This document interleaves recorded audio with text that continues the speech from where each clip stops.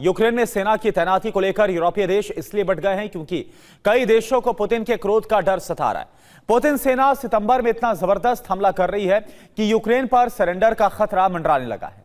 Ukraine में रूसी फौज के हमले पर अब और ज्यादा तेज हो गए हैं। यह खबर है जब पुतिन के साथ विश्वासघात हो गया। इससे भड़के पुतिन ने अपनी सेना को दिसंबर तक कीव पर कब्जे का आदेश दे दिया है और इसी आदेश का परिणाम है कि यूक्रेन से युद्ध की भयावह तस्वीरें सामने आ रही। देखिए आप। ज़ेलेंस्की और उनकी इंटेलिजेंस ने जो साजिश रची है उससे युद्ध की आग और भड़क गई है।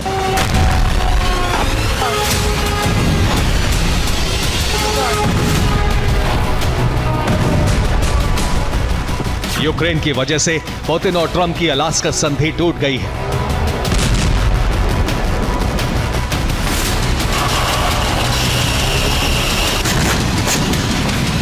पुतिन से विश्वासघात हुआ तो रूसी फौज ने ट्रैप वॉर शुरू कर दिया।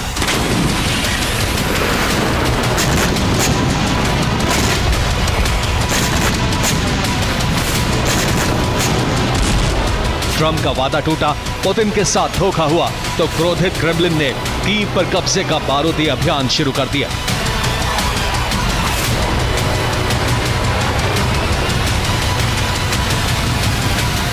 अगस्त 2025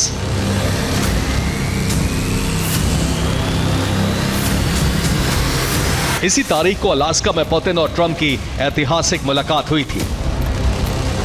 मुलाकात के दौरान ट्रंप ने पुतिन से वादा किया था कि वो रूस के खिलाफ आतंकी साजिशें नहीं होने देंगे। ट्रंप रूस के अंदर आतंकी साजिशों पर लगाम लगाएंगे।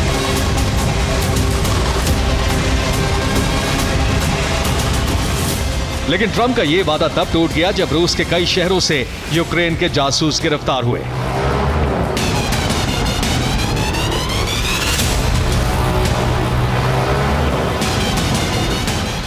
रूस सिक्योरिटी एजेंसी एफएसबी ने सेंट पीटर्सबर्ग और वोरोनिश से यूक्रेन के 2 जासूसों को गिरफ्तार किया है। ये दोनों एजेंट उस साजिश का हिस्सा थे जिसके तार यूक्रेन से लेकर यूरोप के कई देश और पेंटागन तक जुड़े रहे हैं। इनके टारगेट पर रूसी सैन्य ठिकाने थे।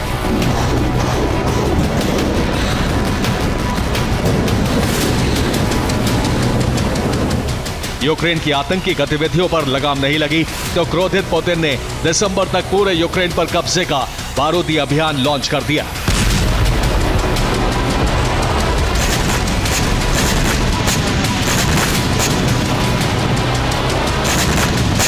इस लक्ष्य को हासिल करने के लिए अब रूसी सेना हर दिन यूक्रेन में 700 से ज्यादा ड्रोन, मिसाइलें और बमों से सीरियल विस्फोट कर रही है।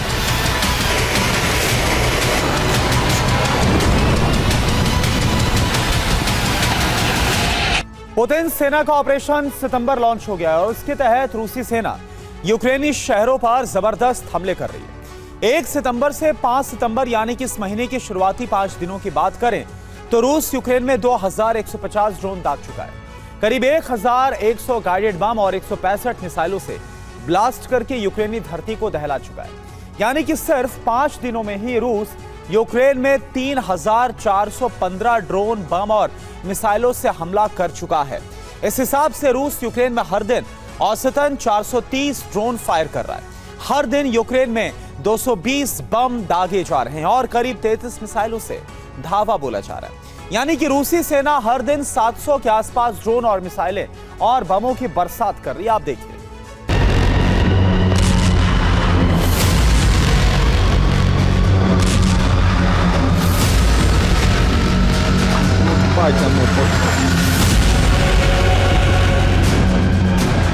रूसी सेना अब यूक्रेन पर पूरी ताकत से हमले कर रही है। रूस अब उन हाईवे को तबाह कर रहा है जिससे यूक्रेनी सेना को सप्लाई होती है।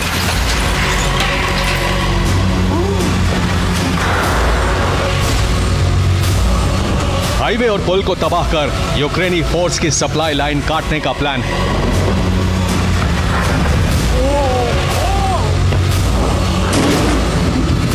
रूसी सेना ने भीषण हमला कर डोनेट्स्क के आखिरी मोर्चे पर भी कब्जा कर लिया।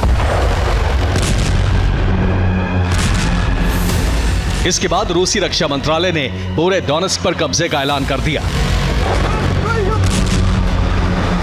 दनीप्रो में रूस ने भीषण हमला कर यूक्रेन की टुकड़ी को खत्म कर दिया।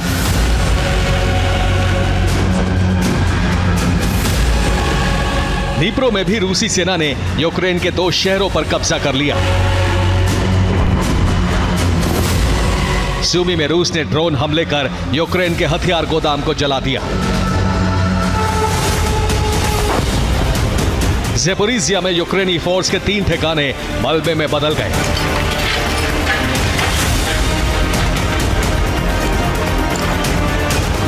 रूसी रक्षा मंत्रालय के मुताबिक 24 घंटे में यूक्रेन के 1400 सैनिक मारे गए।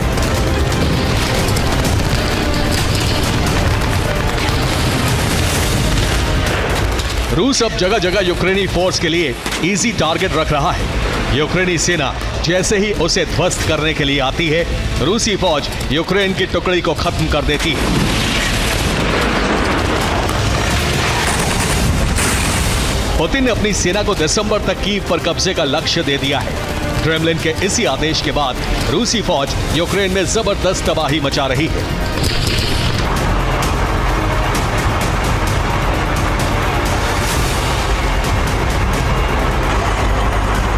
हमले सिर्फ रूस ही नहीं कर रहा है, यूक्रेन भी पलटवार करके रूसी सेना को आगे बढ़ने से रोकने का प्रयास कर रहा है। रूस ने 5 प्रांतों में यूक्रेन के 83 ड्रोन को हवा में तबाह कर दिया। रूस ने कहां पर यूक्रेन के कितने ड्रोन इंटरसेप्ट किया आपको बता रहे हैं। ब्रियांस्क में 28 ड्रोन को इंटरसेप्ट किया गया है और इसके अलावा अगर बेलगोरोद की बात करें तो यहां पर 19 ड्रोन को इंटरसेप्ट किया गया। क्रास्नोदार में 13 ड्रोन और इसी तरह से कलुगा में 7 ड्रोन को इंटरसेप्ट किया गया और इसके अलावा स्मोलेंस्क में 16 ड्रोन इंटरसेप्ट करके मार गिराया गया। कुल मिलाकर 83 ड्रोन जो इंटरसेप्ट करके मार गिराए गए।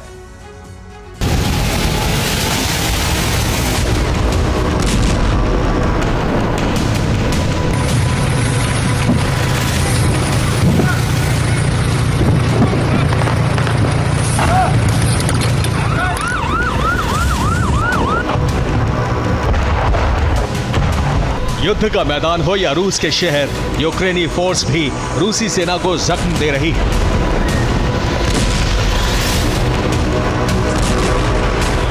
यूक्रेनी फोर्स न सिर्फ रूस के सैन्य ठिकानों को जला रही है, बल्कि रूस के एनर्जी सेक्टर का भी दहन कर रही है। बेलगोरोद में यूक्रेन ने रूस के बाक-2 एयर डिफेंस सिस्टम को तबाह कर दिया।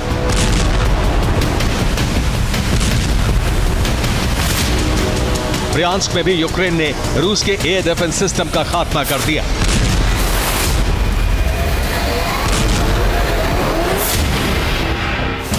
रोस्टोव में यूक्रेन ने रूसी सेना के 2 ऑयल टैंकर को टारगेट किया।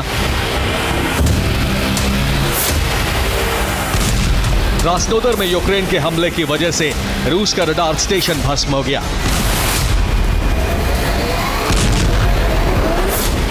ज़ेपोरिज़िया में यूक्रेन ने रूस के 4 हॉवित्जर को बर्बाद कर दिया। यूक्रेन ने क्रास्नोदर रिफाइनरी को फिर से टारगेट किया। हमले की वजह से रिफाइनरी में आग लग गई। रूस की रियाजान रिफाइनरी को भी काफी नुकसान पहुंचा है। लुहांस्क में यूक्रेन ने रूसी सेना के ऑयल डिपो पर हमला किया।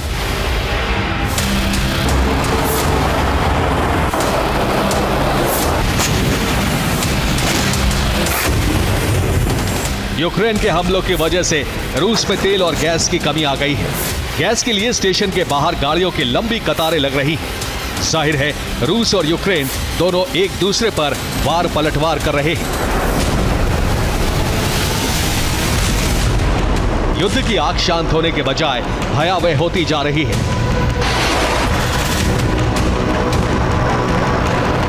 पुतिन और उनकी सेना का आक्रामक रुख इस बात का संकेत है कि जब तक यूक्रेन सरेंडर नहीं करेगा, जब तक यूक्रेन में रूस अपने लक्ष्य हासिल नहीं कर लेता, तब तक विनाश का दौर जारी रहेगा। Bureau report, TV9 Bharatvarsh. रूस के ब्रियांस्क में यूक्रेनी ड्रोन हमला हुआ है। क्लिमोवो बिजली घर पर ड्रोन गिरा है। जोरदार विस्फोट के बाद धुएं का गुबार उठा। ये देखिए तस्वीरें आपको हम दिखा रहे हैं।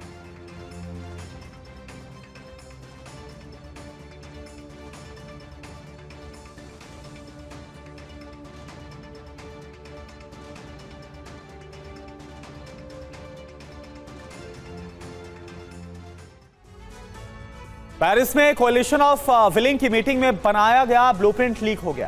5 सितंबर को अमेरिका ने आधिकारिक तौर पर बयान दिया था कि यूक्रेन को सुरक्षा गारंटी में वो सहयोग पर विचार कर रहा है, लेकिन असलियत यह है कि अमेरिकी सेना यूरोप में 10,000 जवानों की तैनाती का प्लान तैयार कर चुकी है। ब्लूप्रिंट लीक होने के बाद ट्रंप ने ऐलान कर दिया कि या तो रूस को युद्ध रोकना होगा वरना तबाही तय, और इस बयान से रूस भड़क उठा। रूस ने नेटो के साथ सीधी जंग की तैयारियां तेज कर दी। आप देखिए क्या है यूरोप की तैनाती का पूरा प्लान और रूस कैसे 26 देशों के साथ युद्ध छेड़ने वाला है। 15 अगस्त से 5 सितंबर ये वो तारीखें हैं जिनके बीच रूस अमेरिका के रिश्तों के समीकरण उलट गए हैं।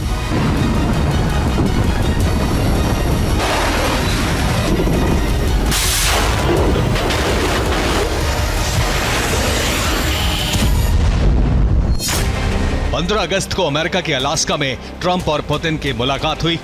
31 अगस्त और 1 सितंबर को चीन के तियाजिन में एससीओ का महासम्मेलन हुआ। उसके बाद जिनपिंग के शक्ति प्रदर्शन में पुतिन विशेष अतिथि बने।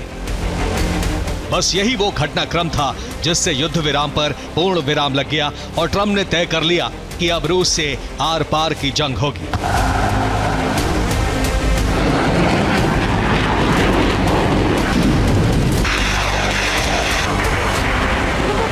15 अगस्त को अलास्का में ट्रंप और पुतिन ने युद्ध विराम पर चर्चा की, लेकिन एससीओ समिट के तुरंत बाद 4 सितंबर को पेरिस में कोalition ऑफ विलिंग की बैठक हुई। इस बैठक के बाद अमेरिका के राष्ट्रपति ने ऐलान कर दिया कि अगर युद्ध विराम नहीं तो महासंग्राम तय है।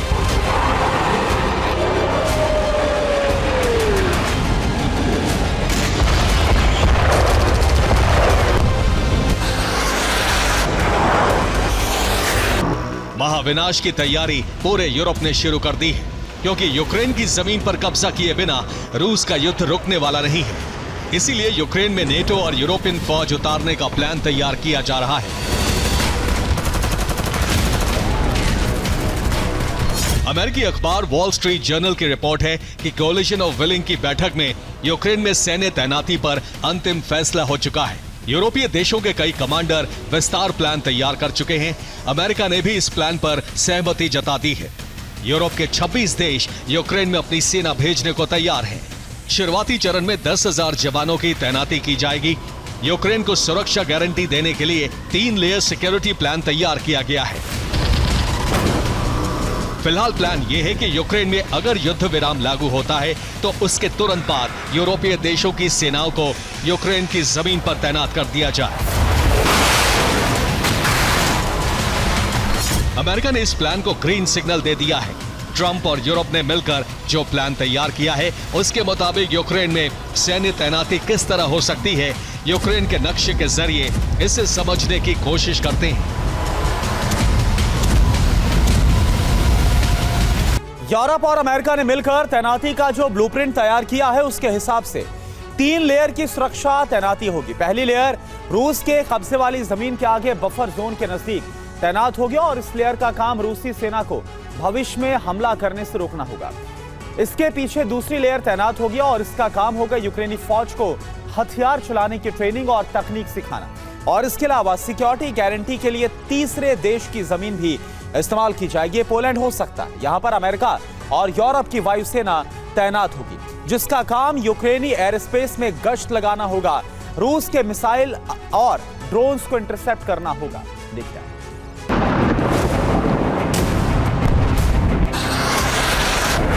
शुरुआती चरण में सिर्फ 10,000 सैनिक तैनात होंगे, लेकिन आने वाले समय में 26 देश 30,000 जवान तैनात करेंगे।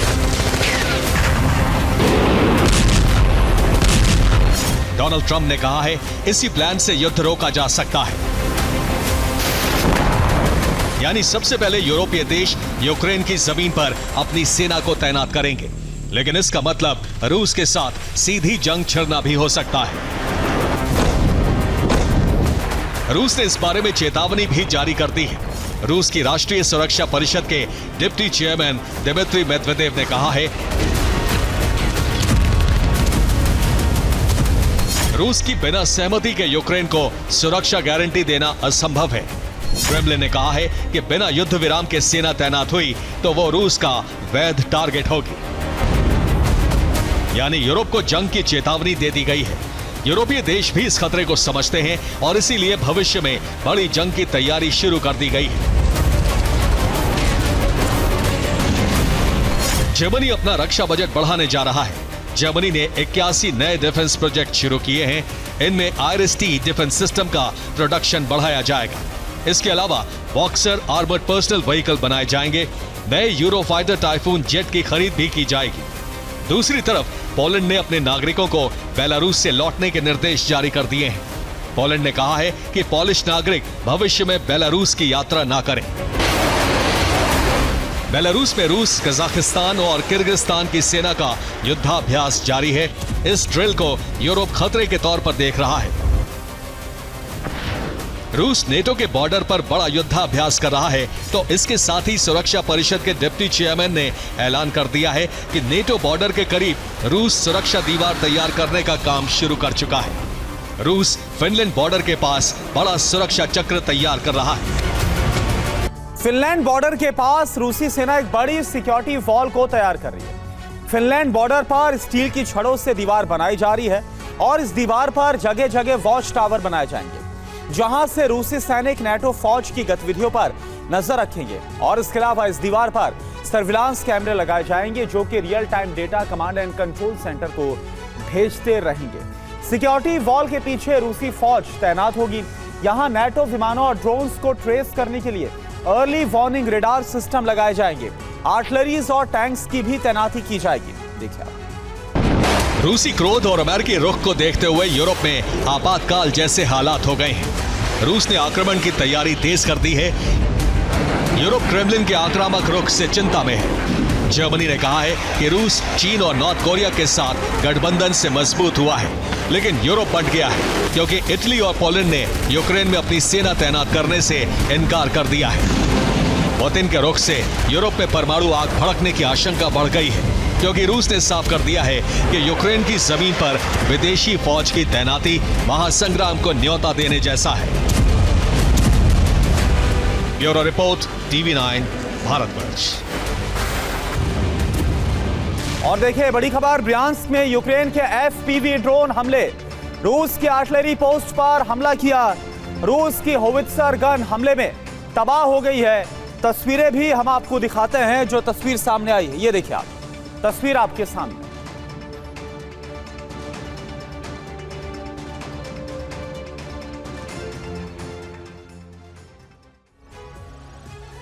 तो काला सागर मोर्चा एक बार फिर से खुल गया है। अब यूक्रेन आक्रामक हुआ है, जिसने ब्लैक सी में रूस को बड़ा नुकसान पहुंचाया। दरअसल यूक्रेन लगातार हमला इसलिए कर रहा है, अगर रूस डोनबास छीन लेता है तो क्रीमिया पर कब्जा करके यूक्रेन हिसाब बराबर कर सकता है। हालांकि काला सागर में युद्ध की कई और वजह भी है। यूक्रेन हर कीमत पर काला सागर से रूस का वर्चस्व खत्म कर देना चाहता है और इसके लिए यूरोपीय देश यूक्रेन की मदद कर रहे हैं, जबकि रूस ने भी यूक्रेनी पोर्ट ओडेसा पर कब्जा करने के लिए स्पेशल ऑपरेशन शुरू कर दिया है। देखिए आप। जिस काला सागर से रूस यूक्रेन युद्ध की शुरुआत हुई थी, वो काला सागर फिर से धधक उठा है।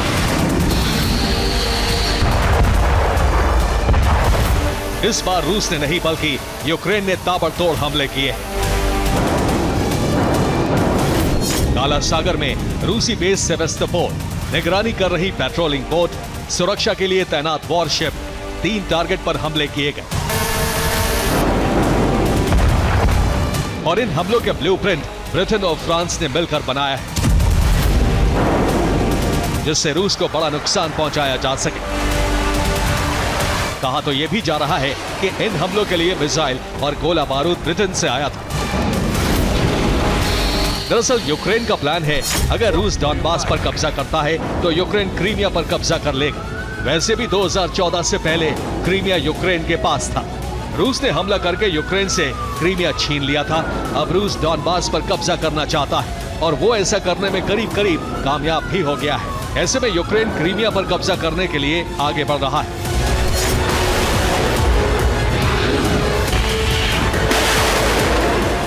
यही वजह है कि लंबे समय से शांत पड़ा काला सागर धधक उठा है। और इस बार उसने सी ड्रोन के साथ तुर्की से मिला TB2 ड्रोन बायरक्तार उतारा है। बायरक्तार ड्रोन ने रूसी बोट पर हमला करके उसे डुबो दिया। हमला इतना जबरदस्त था कि बोट पर मौजूद सैनिक भी मारे गए और बोट तेज विस्फोट से पूरी तरह तबाह हो गई। उसमें पहले आग लगी, फिर बोट डूब गई। यूक्रेन ने गुरिल्ला युद्ध शुरू कर दिया है। उसने 1 दर्जन से ज्यादा जगहों पर हमला किया। इसके लिए अमेरिका के पोसाइडन ने जासूसी की। ये उसी की तस्वीर है जिसमें पोसाइडन के पास Su-35 दिख रहा है। इसी वक्त यूक्रेनी ड्रोन ने भी हमला किया था, जिसमें एक बोट डुबो दी।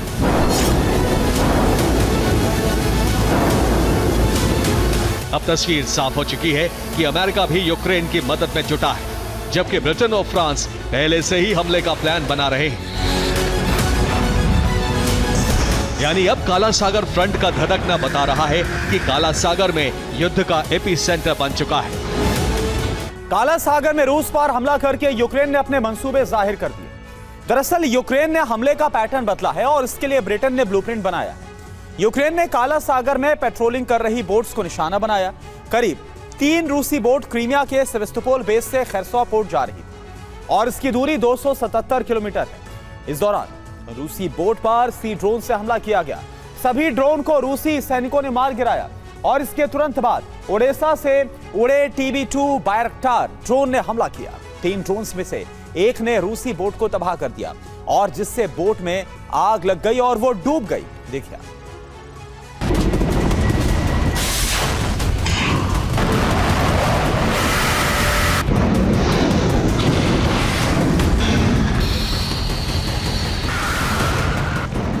बाल्टिक सागर के बाद काला सागर भी एपिसेंटर बन चुका है।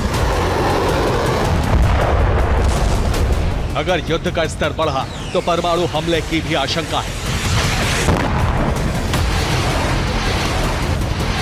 क्योंकि पेरिस वार्ता के बाद यह तय हो चुका है कि युद्ध विराम की संभावना खत्म हो चुकी है। अब यूरोप में नए समीकरण बन रहे हैं। एक तरफ 26 देश अपने सैनिक यूक्रेन भेजने जा रहे हैं, दूसरी तरफ यूक्रेन में हथियारों की फैक्ट्री लगाई जा रही है। इसके लिए जर्मनी, फ्रांस, पोलैंड जैसे देश मदद कर रहे हैं, जिनका इस्तेमाल काला सागर हमले में भी किया गया। दरअसल रूस काला सागर रूट पर पूरी तरह से अपना दबदबा कायम करना चाहता है, जिससे पूर्वी यूरोप तक रूट को ब्लॉक किया जा सके। इसी वजह से रूस ओडेसा और यूक्रेन के दूसरे पोर्ट पर कब्जा करना चाहता है। अगर ऐसा हुआ तो यूक्रेन पूरी तरह से काला सागर से कट जाएगा और यूक्रेन होकर पूर्वी यूरोप तक जाने वाला सामान नहीं जा पाएगा। इससे यूरोपीय देशों को बड़ा नुकसान हो सकता है। इसलिए यूरोपीय देश यूक्रेन का क्रीमिया पर कब्जा कराकर रूस का कनेक्शन काला सागर से काट देना चाहते हैं। अब यूक्रेन काला सागर में ज्यादा आक्रामक हो चुका है। यूरोपीय देशों ने भी अपने वॉरशिप भेज दिए हैं। अगर यूक्रेन कमजोर पड़ेगा तो फ्रंट लाइन पर आकर रूस से मुकाबला किया जा सके। रूस ने बदला लेने के लिए ओडेसा को टारगेट किया, जहां पर 3 चरणों में हमले किए गए। पहले चरण में ड्रोन अटैक किया गया, क्रीमिया से ड्रोन दागे गए और इस बार हमले के लिए रूस ने लासेन ड्रोन का इस्तेमाल किया। सेकेंड फेज में मिसाइल अटैक किया गया। काला सागर में वॉरशिप से मिसाइलें दागी गई। ओडेसा पोर्ट के ठीक पास से हमला किया गया। हमले के लिए जिरकॉन मिसाइल का इस्तेमाल किया गया। तीसरे चरण में ओडेसा में रूस ने ग्राउंड ऑपरेशन शुरू किया और इसके लिए वॉरशिप और बोट से सैनिकों को ओडेसा पोर्ट पर उतारा गया, जहां पर उन्होंने कमांड सेंटर पर कब्जा कर लिया और हथियार गोदाम वहां पर जला दिया गया। आप देखिए रूस के ऑपरेशन ओडेसा के जवाब में यूक्रेन ने ऑपरेशन क्रीमिया आरंभ कर दिया है। –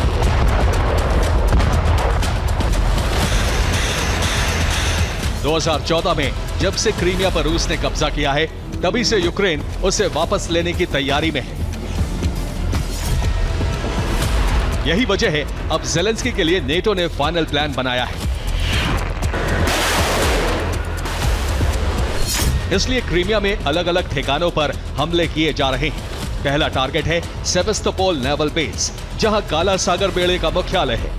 यहां पर रूस ने कई युद्धपोत, सबमरीन और एयर डिफेंस सिस्टम तैनात किए हैं। दूसरा टारगेट है बेल्बेक एयरबेस।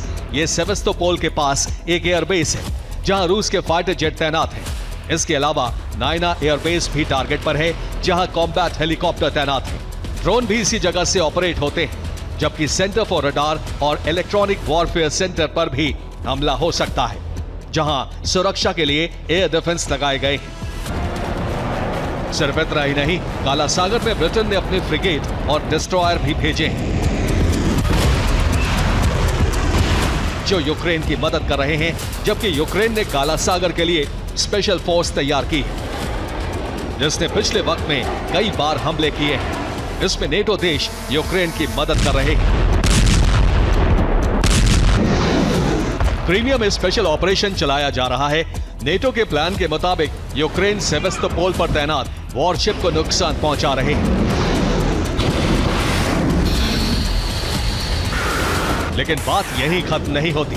यूक्रेन अब बड़े हमले करने की तैयारी में है, जिससे एयर और नेवल स्ट्राइक एक साथ करके क्रीमिया पर फिर से यूक्रेनी फ्लैग लहराया जा सके। Bureau report, TV9 Bharat. America और वेनेजुएला के बीच बढ़ रहे टकराव ने कैरेबियन सागर में युद्ध की चिंगारी सुलगा दी है। अमेरिका की तैनाती बढ़ने से भड़के वेनेजुएला के राष्ट्रपति मादुरो ने भी जवाब देने की तैयारी शुरू कर दी है। एक तरफ अमेरिका ने वेनेजुएला की घेराबंदी के लिए समंदर में तैनाती बढ़ाई, तो दूसरी तरफ अमेरिकी नौसेना का वेनेजुएला ने भी घेराव शुरू कर दिया है। तो सवाल है कि क्या समंदर में जंग का सायरन बज गया है?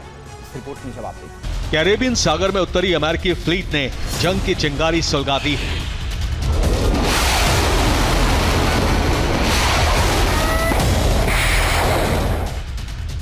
ट्रंप ने ड्रग कार्टेल के खिलाफ कार्रवाई के लिए जिस तैनाती को हरी झंडी दी थी, उसे वेनेजुएला ने युद्ध के फ्रंट पर तैनाती मान लिया है।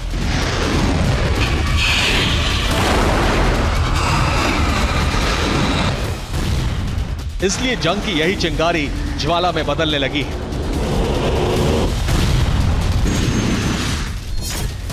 गहराए जंग के बादल, समंदर में संघर्ष अटल।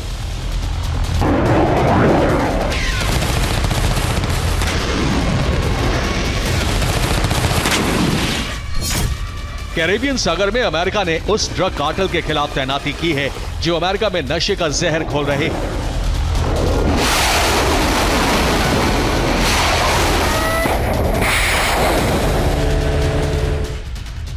लेकिन ट्रंप की मंशा पर सवाल तब खड़े होते हैं जब उनकी वेनेजुएला के राष्ट्रपति निकोलस मादुरो से अदावत उभर कर सामने आती है।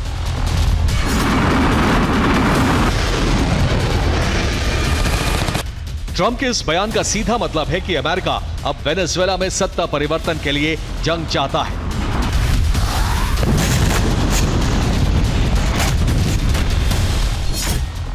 और इसकी तैयारी कैरेबियन सागर में साफ दिख रही है।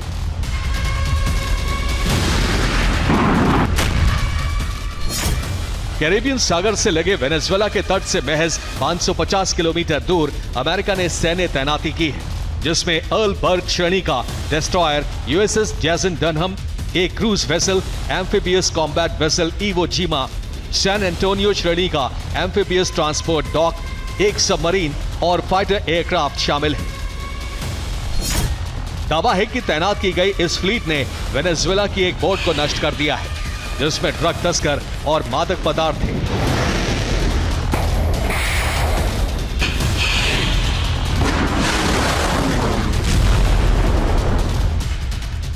हालांकि अमेरिकी रक्षा विभाग ने दावे के बाद इस संबंध में होने वाली गोपनीय ब्रीफिंग को रद्द कर दिया है, लेकिन यह फैसला तब लिया गया जब वेनेजुएला ने भी जवाबी कार्रवाई के संकेत दिए।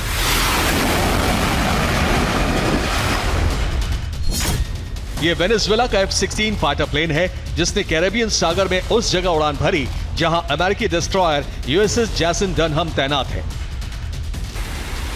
और इसी उड़ान ने ही अमेरिका वेनेजुएला में जंग की चिंगारी को ज्वाला में बदल दिया।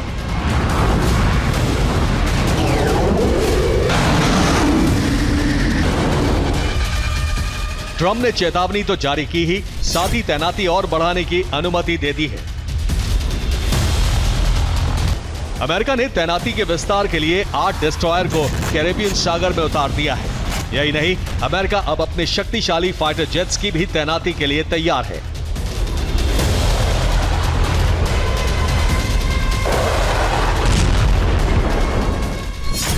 एक रिपोर्ट के मुताबिक अमेरिका अगले हफ्ते तक 10 F-35 विमान तैनात करने जा रहा है और तैनात किए जाने वाले F-35 विमान वेनेजुएला के फाइटर प्लेन के खिलाफ कार्रवाई करेंगे। इसके अलावा सीमावर्ती प्यूर्टो रिको में भी वेनेजुएला के खिलाफ तैनाती के मजबूत संकेत दिखे हैं। तो क्या कैरेबियन सागर में तैनाती बढ़ने से मादुरो डर जाएंगे? जवाब है नहीं। तैयारी वेनेजुएला ने भी बड़े पैमाने पर शुरू कर दी है। अमेरिका से टकराव की तैयारी के तहत अमेरिकी बेड़े का घेराव F-16 से शुरू कर दिया गया है। इसके अलावा तटवर्ती क्षेत्रों में वेनेजुएला ने युद्ध की तैयारी के तहत तैनाती कर दी है। तो वहीं वेनेजुएला में 80 लाख लोगों को संगठित करने की घोषणा हो चुकी है। मादुरो ने खुद अपने देश के राष्ट्रीय टेलीविजन पर नागरिकों से आह्वान किया है कि वो संगठित हों और इसका कारण अमेरिका के बढ़ते दबाव को बताया है और लोगों में उत्साह बढ़ाने के लिए काराकस में हमले होने की आशंका भी जाहिर कर दी है। Bureau report, TV9 Bharat. और देखिए बड़ी खबर, ज़ापोरिज़िया में यूक्रेन का कामकाजी ड्रोन अटैक हुआ। रूस की कमांड पोस्ट को टारगेट किया, कई रूसी सैनिकों के मारे जाने की खबर है।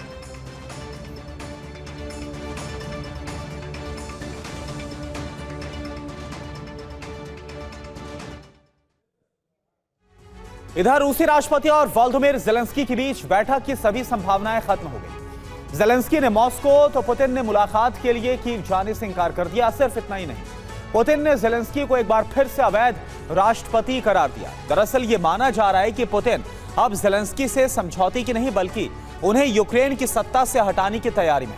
पुतिन ने एक ऐसा षड्यंत्र रचा जो कि अगर कामयाब हुआ तो खुद यूरोप ज़ेलेंस्की को सत्ता से हटा देगा और कीव पर रूस का कब्जा होगा। कैसे, आप देखिए रिपोर्ट। अलास्का में हुई वार्ता फेल हो चुकी है। वॉशिंगटन में हुई यूक्रेन, यूरोप और अमेरिका की बैठक फेल हो चुकी है और अब इस बात पर पक्की मोहर लगा दी गई है, वो भी किसी और ने नहीं बल्कि खुद यूक्रेन के राष्ट्रपति ज़ेलेंस्की और रूसी राष्ट्रपति व्लादिमीर पुतिन ने।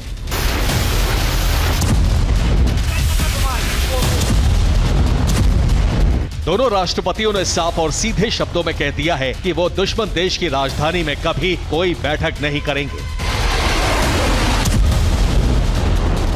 5 सितंबर को रूसी राष्ट्रपति ने ज़ेलेंस्की को बैठक के लिए मॉस्को आने का न्योता दिया था। 6 सितंबर को एक साक्षात्कार के दौरान ज़ेलेंस्की ने पुतिन के इस ऑफर को ठुकरा दिया और उन्हें कीव आने के लिए कहा।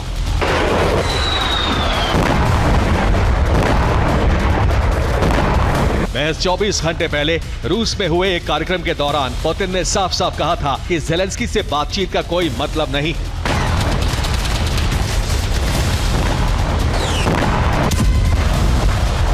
लेकिन इसके बाद भी वो वार्ता चाहते हैं तो इसके लिए मॉस्को से बेहतर कोई जगह नहीं हो सकती।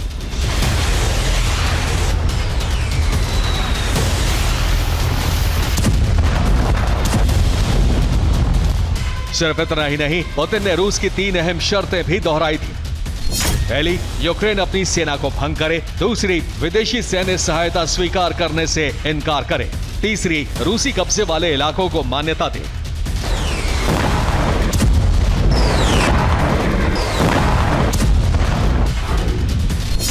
ज़ेलेंस्की ने पुतिन की शर्तें स्वीकार करना या उस पर बात करना तो दूर, मॉस्को जाने तक से इनकार कर दिया।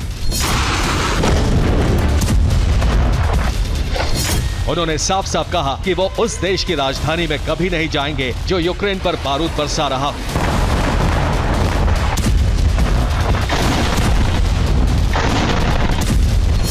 यानी ये स्पष्ट हो चुका है कि अब ना तो पुतिन और ज़ेलेंस्की के बीच बैठक होने की कोई उम्मीद है और ना ही युद्ध विराम की।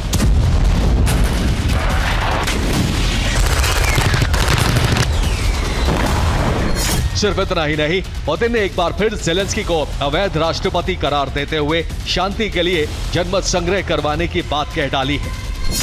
पुतिन ने अपने बयान के दौरान कहा, प्रमुख मुद्दों पर यूक्रेन के साथ समझौता व्यावहारिक रूप से असंभव होगा। यूक्रेन के साथ कोई भी समझौते जनमत संग्रह से ही होने चाहिए। इसके लिए यूक्रेन में मार्शल लॉ को हटाना जरूरी होगा।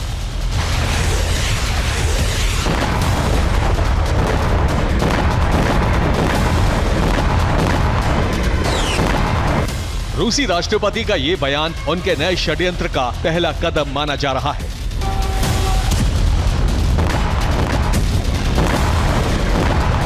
वो षड्यंत्र जिसके दम पर वो यूरोप के रास्ते यूक्रेन पर कब्जा करने की तैयारी में है। यानी जो यूरोप अभी तक रूस के सामने एक दीवार की तरह खड़ा था, अब पुतिन उसी दीवार के जरिए यूक्रेन के रूस में विलय का ब्लूप्रिंट बना चुके हैं।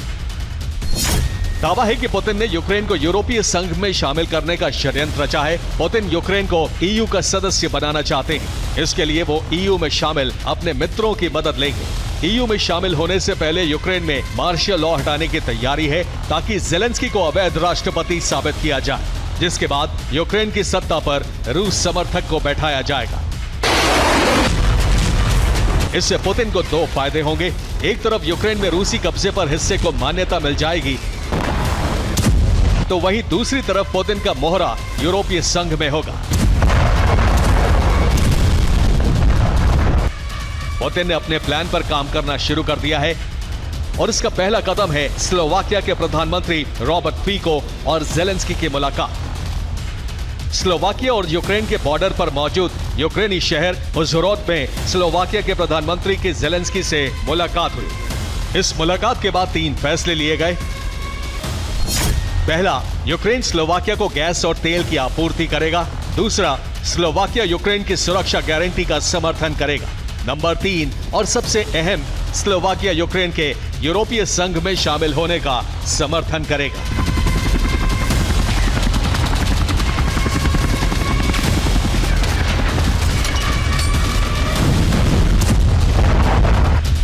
इस मुलाकात से पहले रॉबर्ट फीको ने यूरोपियन काउंसिल के अध्यक्ष एंटोनियो कोस्टा के साथ भी मुलाकात की थी। साथ ही कहा था कि उनके पास पुतिन का एक महत्वपूर्ण संदेश है।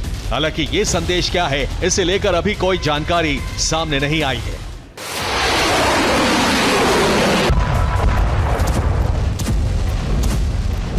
लेकिन सवाल है कि यूरोपियन यूनियन में शामिल स्लोवाकिया के प्रधानमंत्री रूसी राष्ट्रपति के प्लान में उनकी मदद क्यों करेंगे?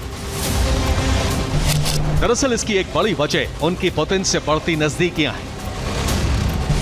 बीते 9 महीने में रॉबर्ट फीको की पुतिन से 3 बार मुलाकात हो चुकी है। 22 दिसंबर 2024 को फीको ने पुतिन से मुलाकात की थी। यूक्रेन युद्ध शुरू होने के बाद वो मॉस्को जाने वाले और पुतिन से मुलाकात करने वाले पहले ईयू नेता थे। स्लोवाकिया के प्रधानमंत्री मई 2025 में हुई रूस की विक्ट्री डे परेड में शामिल हुए थे। वो विक्ट्री परेड में शामिल हुए ईयू सदस्य देशों के इकलौते नेता थे। फीको एससीओ समिट के दौरान बीजिंग भी पहुंचे थे, जहां उनकी पुतिन से द्विपक्षीय वार्ता भी हुई थी।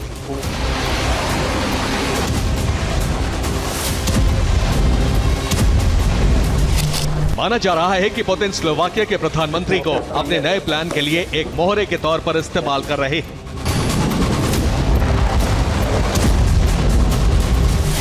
कुछ रिपोर्ट्स की माने तो रूसी राष्ट्रपति ईयू के कुछ और छोटे देशों को भी अपने पाले में करने की कोशिश कर सकते हैं, ताकि जेलेंस्की को हटाकर यूक्रेन की गद्दी पर अपना मोहरा बिठाया जा सके।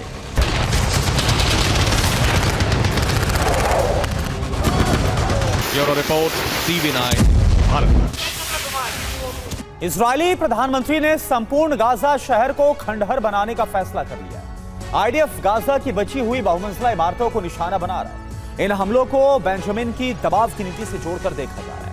बेंजामिन नेतन्याहू ने हमास के सामने हमला रोकने के लिए 5 शर्तें रखी। अब इजरायली सेना गाजा शहर में बची हुई इमारतों को टारगेट कर रही है, ताकि हमास बेंजामिन की शर्तों को स्वीकार कर ले। देखिए, गाजा शहर में इजरायल सेना का भीषण बारूद बरस रहा है और उसके टारगेट पर हैं शहर में मौजूद बची हुई बहुमंजिला इमारतें।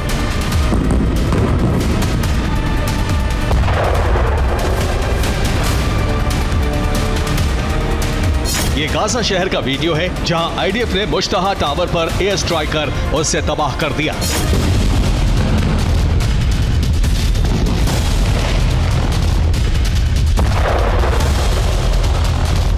ये गाजा शहर की सबसे बड़ी कमर्शियल बिल्डिंग थी, जिसे इजरायल सेना ने मिट्टी में मिला दिया।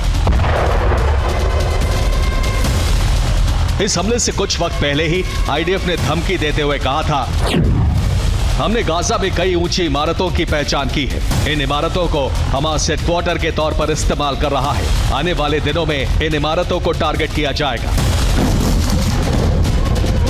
इस धमकी के चंद मिनटों बाद ही आईडीएफ ने मुश्ताहा टावर को तबाह कर दिया। इजरायल ने एक वीडियो जारी कर दावा किया कि इस बिल्डिंग में हमास ने अपना निगरानी केंद्र बनाया हुआ था। इमारत के नीचे से हमास का अंडरग्राउंड टनल रूट भी होकर गुजरता था। हालांकि हमास का दावा है कि यहां आम फिलिस्तीनी रहा करते थे जो इजरायल के हमलों में मारे गए। रिपोर्ट्स की माने तो इसे बेंजामिन के फाइनल गाजा प्लान का हिस्सा माना जा रहा है। दरअसल इजरायली प्रधानमंत्री ने हमास के सामने हमले रोकने के लिए 5 शर्तें रखी।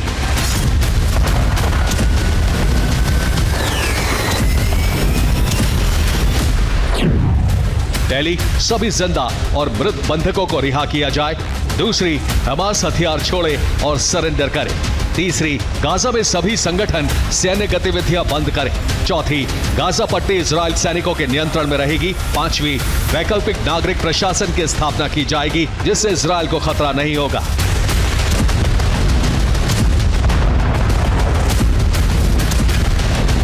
माना जा रहा है कि बेंजामिन गाजा में ऊंची इमारतों को निशाना बनाकर हमास पर दबाव बनाने की कोशिश में है ताकि हमास उनकी शर्तों को स्वीकार कर ले।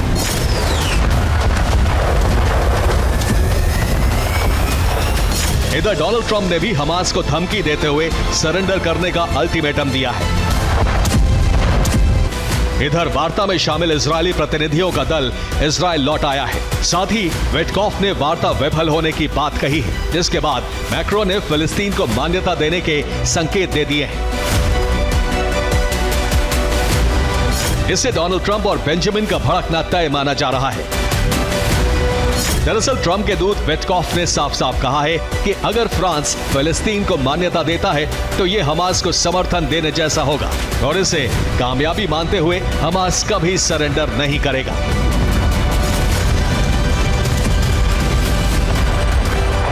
यही वजह है कि आईडीएफ अब गाजा शहर में मौजूद ऊंची इमारतों को टारगेट कर रही है ताकि हमास के हौसलों को तोड़ा जा सके।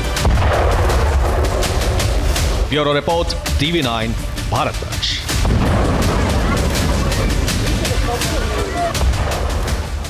अमेरिका के जॉर्जिया में दक्षिण कोरिया की मोटर कंपनी हुंडई पर रेड डाली गई और उसमें कोरियाई नागरिकों को गिरफ्तार किया गया, जिससे दोनों देशों में टकराव बढ़ गया है, जबकि दोनों के रिश्ते अच्छे रहे।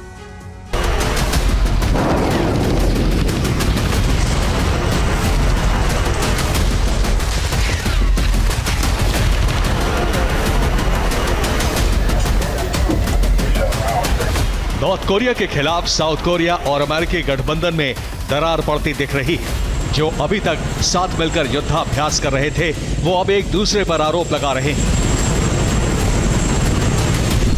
इसकी वजह है अमेरिका की जॉर्जिया में हुंडई के प्लांट में अमेरिकी फोर्स की छापेमारी। इस रेड में 475 लोगों को गिरफ्तार किया गया, जिसमें से अधिकतर साउथ कोरिया के रहने वाले हैं।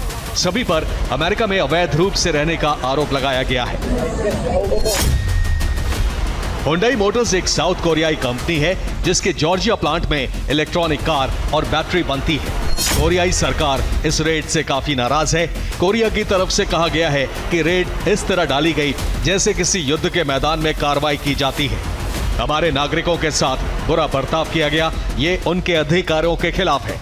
इस बारे में जब अमेरिकी राष्ट्रपति डोनाल्ड ट्रंप से पूछा गया तो उन्होंने जानकारी होने से इनकार कर दिया। कई रिपोर्ट में दावा किया जा रहा है कि कोरियाई कंपनी हुंडई के प्लांट पर अमेरिकी एजेंसी के एक्शन से दोनों के रिश्तों में तनाव पड़ सकता है, जो पहले ही टैरिफ को लेकर बना हुआ है, क्योंकि अमेरिका ने साउथ कोरिया पर एक तरफा 25% टैरिफ लगाया था। हालांकि बाद में घटाकर उसे 15% कर दिया गया। Bureau report, TV9 Bharatvarsh.